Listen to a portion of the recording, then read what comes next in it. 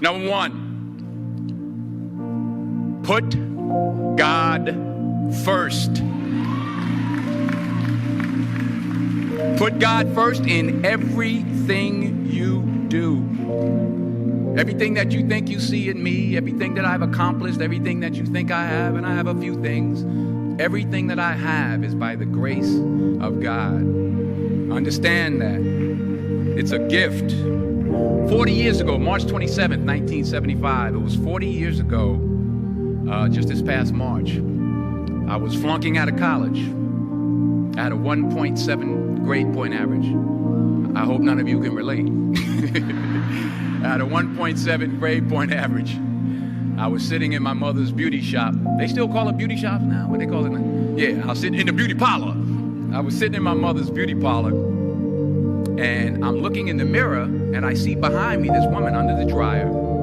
And every time she looked up, every time I looked up, she was looking at me, just looking me in the eye. And I didn't know who she was, and I said, she said, somebody give me a pen, give me a pencil, I have a prophecy. March 27, 1975, she said, boy, you are going to travel the world and speak to millions of people. Now, mind you, I was flunked out of college.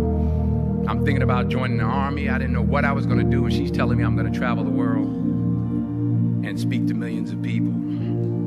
Well, I have traveled the world, and I have spoke to millions of people. But that's not the most important thing, the success that I had. The most important thing is that what she taught me and what she told me that day has stayed with me since. I've been protected. I've been directed. I've been corrected. I've kept God in my life, and it's kept me humble. I didn't always stick with him, but he always stuck with me. So stick with him in everything you do. If you think you want to do what you think I've done, then do what I've done and stick with God. Number two, fail big. That's right. Fail big. Today's the beginning of the rest of your life, and it can be very frightening. It's a new world out there. It's a mean world out there, and you only live once. So do what you feel passionate about. Take chances professionally.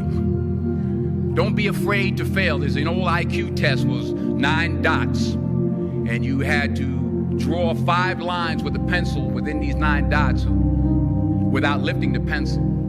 The only way to do it was to go outside the box. So don't be afraid to go outside the box. Don't be afraid to think outside the box. Don't be afraid to fail big, to dream big. But remember, dreams without goals are just dreams, and they ultimately fuel disappointment. So have dreams, but have goals. Life goals, yearly goals, monthly goals, daily goals. I try to give myself a goal every day. Sometimes it's just to not curse somebody out. Simple goals, but have goals. And understand that to achieve these goals, you must apply discipline and consistency. In order to achieve your goals, you must apply discipline, which you have already done, and consistency every day, not just on Tuesday and miss a few days.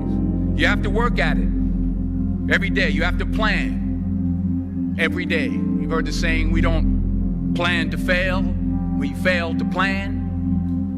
Hard work works. Working really hard is what successful people do. And in this text, tweet, twerk world that you've grown up in, remember, just because you're doing a lot more doesn't mean you're getting a lot more done. Remember that. Just because you're doing a lot more doesn't mean you're getting a lot more done. Don't confuse movement with progress. My mother told me, she said, yeah, because you can run in place all the time and never get anywhere. So continue to strive, continue to have goals, continue to progress. Number 3, you'll never see a U-Haul behind a hearse. I'll say it again. You'll never see a U-Haul behind a hearse. I don't care how much money you make, you can't take it with you. The Egyptians tried it. They got robbed. That's all they got. You can't take it with you. And it's not how much you have. It's what you do with what you have. We all have different talents. Some of you will be doctors, some lawyers, some scientists, some educators, some nurses, some teachers. Yeah, okay. Some preachers.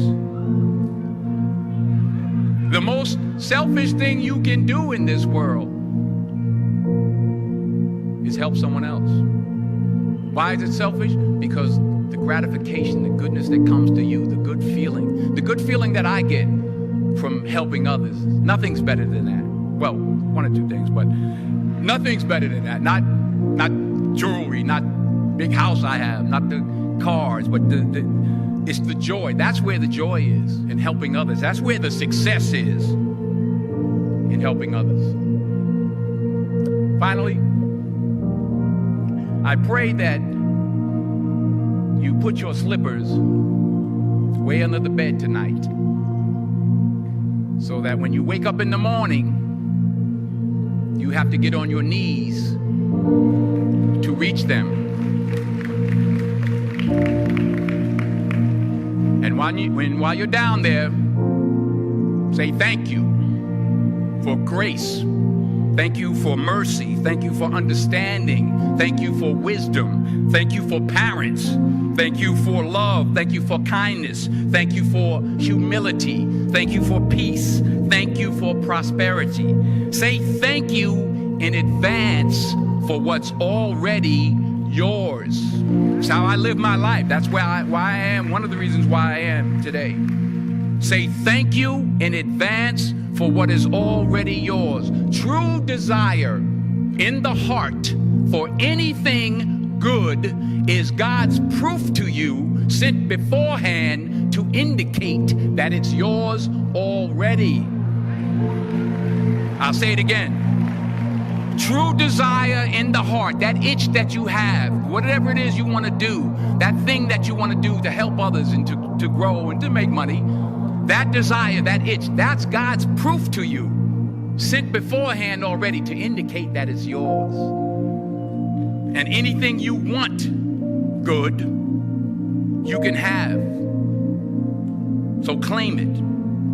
Work hard to get it. When you get it, reach back. Pull someone else up. Each one, teach one.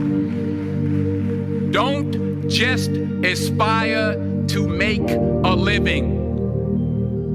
Aspire to make a difference. Thank you.